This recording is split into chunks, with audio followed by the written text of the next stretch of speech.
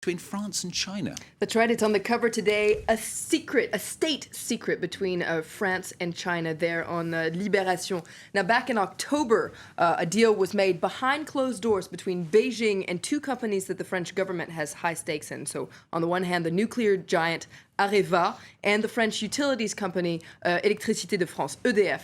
That contract was never made public, and on top of that, a unionist who was working for Areva was attacked in mysterious circumstances while she was trying to get a copy on this contract. Now, according to the deal, EDF and Areva will co-develop a new Chinese reactor with China's electricity company. And in their editorial, Libération was really upset about this and says that it's a pity that France's nuclear industry is so secretive, whether it's on the left or on the right, and says that it's especially hypocritical of the socialist government to be so secretive about their nuclear industry because they have a coalition with the Green Party, which is anti-nuclear. And so instead of being transparent, the government is lacking transparency and withholding information. And now, on top of this, Libération points out that this deal raises serious democratic questions because, according to Libération, French people deserve to know, have a right to know, just what technology France is selling to China and whether China will respect France's very strict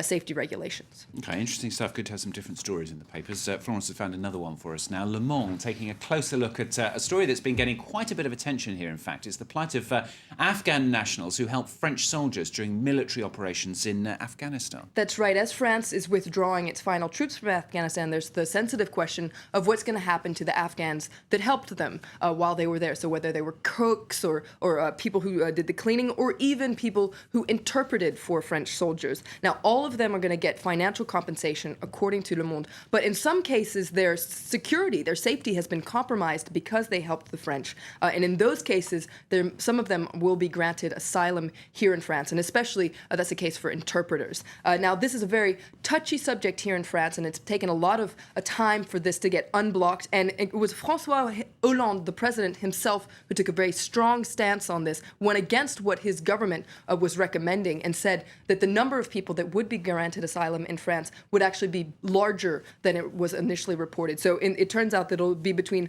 160 and 170 people. Now, they'll get visas, working papers, accommodation, social security, and the first ones will arrive mid-January.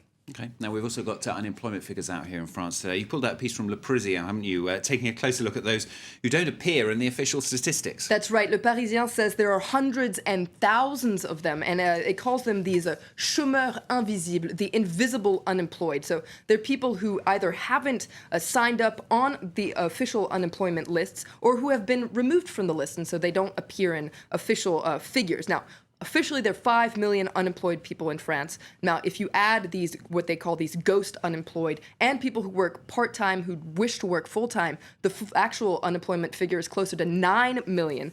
So Le Parisien looks in detail. Who are these people? It's mainly women and young people. And according to Le Parisien, they've also interviewed this man, a 59-year-old man, who says that he's no longer on the list and he says, I feel like I no longer exist. So Le Parisien says that this is a terrible situation that really affects people's self-esteem. And you're staying with the Parisien for another unemployment story.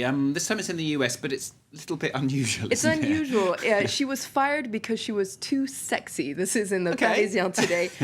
This last week, the Supreme Court in Iowa ruled that it may not be fair, but it's not unlawful to fire an irresistible worker. Now, the irresistible worker in question is Melissa Nelson. She worked as a dental assistant for 10 years for a certain James Knight. He fired her in 1999 because he said that she was too attractive and she was a threat to his marriage. In fact, at one point, he even told her if she saw his pants bulging, she would know her clothes was too revealing. Oh my now, goodness. she says she was fired because of her gender. This has sparked outrage among gender groups. Le Parisien points out, however, that the court that made this ruling only has men on the court.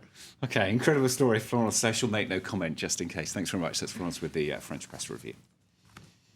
That's the news from us for the moment then. Another bulletin, of course, coming up very shortly. Stay with us.